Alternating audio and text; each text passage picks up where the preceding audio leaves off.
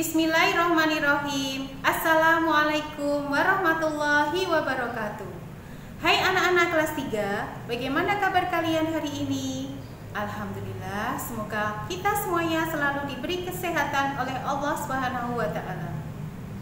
Hari ini Ustazah akan mengulang kembali, menjelaskan kembali apa yang sudah kita pelajari di materi BBD jilid pertama dan jilid yang kedua. Baik anak-anak, pelajaran hari ini akan kita mulai dengan membaca basmalah bersama-sama. Bismillahirrahmanirrahim. Kita hari ini mau belajar tentang surat Al-Qari'ah, surat Al-Adiyat, surat Al-Zalzalah, surat Al-Bayyinah, dan bacaan mat. Surat Al-Qari'ah. Surat Al-Qari'ah itu artinya hari kiamat.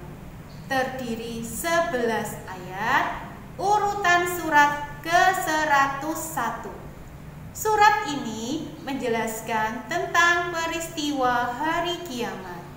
Pada hari itu, manusia seperti anai-anai yang bertebaran, dan gunung-gunung seperti hulu yang dihambur-hamburkan.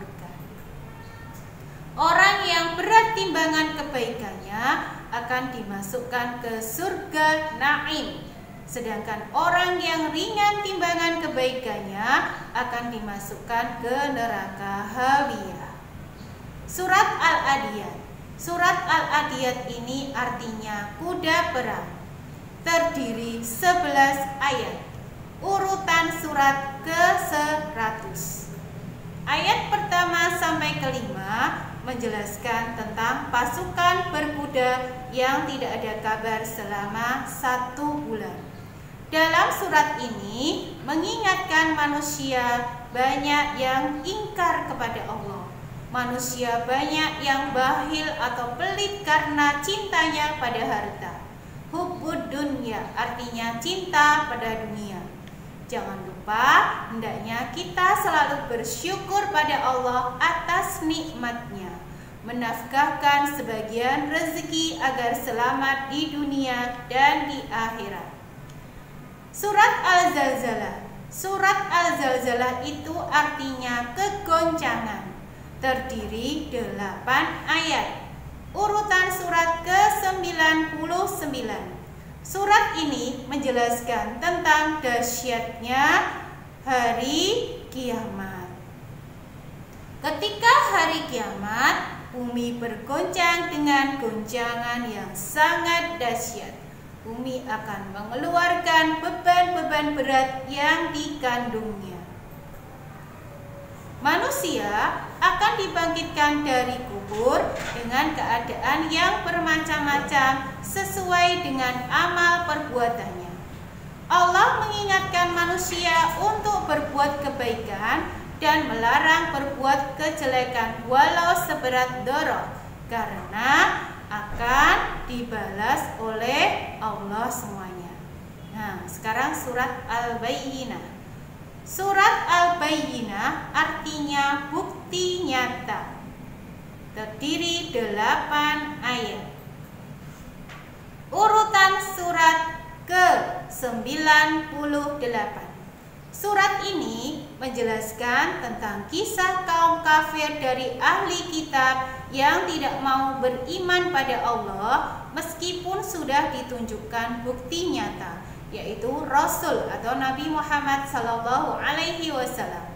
Orang kafir yang tidak mau beriman termasuk dalam golongan syarrul bariyah, seburuk-buruk makhluk, dan akan dimasukkan ke neraka jahanam selama-lamanya.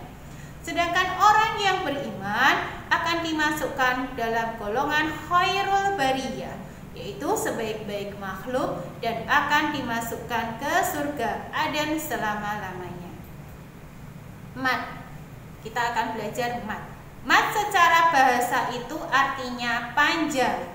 Huruf mat yakni ada hamzah, ada waw, ada ya. Apabila ada alif terletak sesudah fathah, maka dibaca a sebanyak 2 harokat. Contohnya al-qari'ah. Di situ sudah hapus garis ya, Dik ya. Selanjutnya, apabila ada ya terletak sesudah kasroh, maka dibaca i 2 harokat. Contohnya lasyadidun. Yang selanjutnya, apabila ada waw terletak sesudah dhamma, maka dibaca u 2 harokat. Contohnya watakunu. Baik anak-anak, sekarang kita akan belajar tentang Asmaul Husna.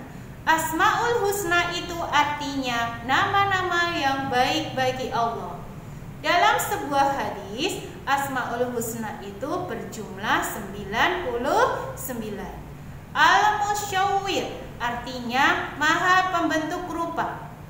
Makhluk yang diberikan Allah bentuk yang sebaik-baiknya itu adalah manusia. Al-Alim artinya Allah maha mengetahui. Allah mengetahui yang nyata dan yang gaib. Yang gaib itu yang tidak kelihatan.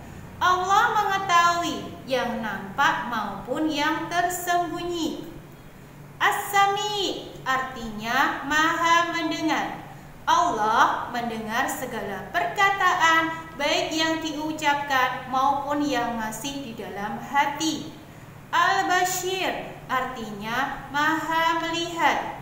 Allah melihat segala sesuatu yang ada di dunia ini, melihat semua perbuatan manusia walaupun bersembunyi atau tersembunyi. Sekarang kita menuju ke pengertian Allah Maha Esa. Esa artinya satu atau tunggal. Keesaan Allah dapat dilihat pada kalimat syahadat tauhid yang selalu kita baca ketika kita sholat. Keesaan Allah bisa dilihat dari Al-Quran surat Al-Ikhlas ayat 1-4. Qul huwallahu ahad artinya katakanlah Dia Allah yang Maha Esa. Allahus samad, Allah tempat bergantung. Lam yalid wa lam yulad, Dia tidak beranak dan tidak diperanakkan. Wa lam yakul lahu kufuwan ahad, dan tidak ada seorang pun yang setara dengannya. Sekarang kita menuju ke adab bertamu dan menerima tamu. Bertamu itu artinya datang berkunjung ke rumah seseorang.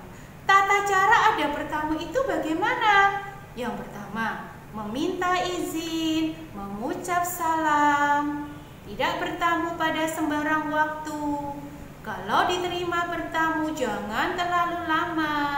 Tidak melakukan perbuatan yang membuat tuan rumah terganggu. Bila diberi makanan dan minuman, hormatilah dengan memakan dan meminumnya. Hendaklah pamit kepada tuan rumah apabila mau pulang. Nah, sekarang tata caranya ke kita. Ketika kita meminta izin, apa saja yang tidak boleh dilakukan? Yang pertama, berteriak-teriak memanggil nama tuan rumah atau dengan kata-kata yang sekedarnya. Yang kedua, mengetuk rumah dengan cara yang berlebihan. Yang ketiga, meminta izin lebih dari 3 kali. Yang keempat, mengintip ke dalam rumah karena penasaran ada orang dalam rumah apa tidak. Ya, yang terakhir, masuk ke dalam rumah tanpa izin pemilik rumah. Nah, sekarang tata cara menerima tamu. Bagaimana kalau kita itu menerima tamu? Yang pertama, menyambut kedatangannya dengan muka manis, tutur kata lembut, mengucapkan selamat datang, mempersilahkan masuk tamunya ya di tempat yang sudah disediakan, menghormati tamu dengan menyediakan hidangan yang terbaik. Tapi jika tidak mampu, hidangan semampunya saja. Jika tamu datang dari jauh ingin menginap, maka kita wajib menerima dan menjamunya selama 3 hari. Apabila hendak pulang ke rumah, hendaknya tuan rumah mengantarkan tamu yang mau pulang sampai ke depan pintu rumah. Ya, dalam sebuah hadis ada sebuah riwayat ya, barang siapa beriman pada Allah dan hari akhir, maka hendaklah memuliakan tamu.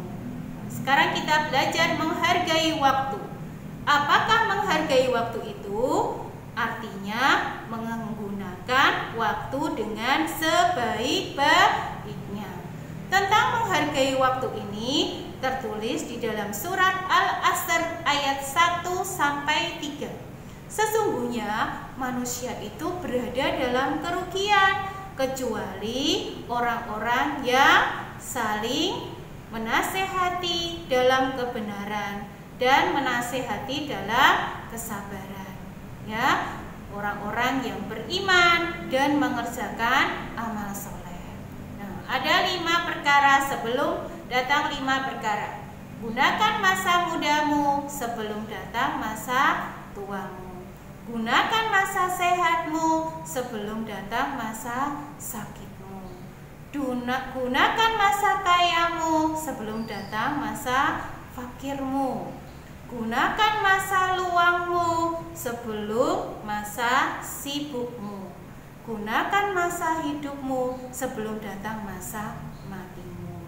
Nah, bagaimana cara kita menghargai waktu sebagai seorang pelajar? Nah, hendaknya kita berangkat sekolah tepat waktu, tidak terlambat, mengerjakan tugas tepat waktu, memanfaatkan waktu luang untuk belajar meski tidak ada ulangan, tidak menyia-nyiakan waktu hanya untuk bermain saja. Apa saja manfaat menghargai waktu? Tentu pekerjaan tidak menumpuk, melatih kedisiplinan, membuat orang lebih percaya pada kita. Kita juga dapat mengatur kegiatan dengan mudah. Demikian anak-anak yang bisa Ustazah sampaikan hari ini. Pembahasan materi BBD jilid pertama dan BBD jilid kedua. Ustazah minta maaf kalau ada sesuatu hal yang keliru, ya, baik dalam perkataan maupun perbuatan, ya. Cukup sekian. Apabila ada yang perlu ditanyakan kepada Ustazah, Ustazah siap menerima pertanyaan dari kalian, baik WA ataupun telepon. Ya, sekian dari Ustazah. Ustazah minta maaf. Kita akhiri dengan baca hamdalah. Alhamdulillahirabbil alamin. Astaghfirullahaladzim. Assalamualaikum warahmatullahi wabarakatuh.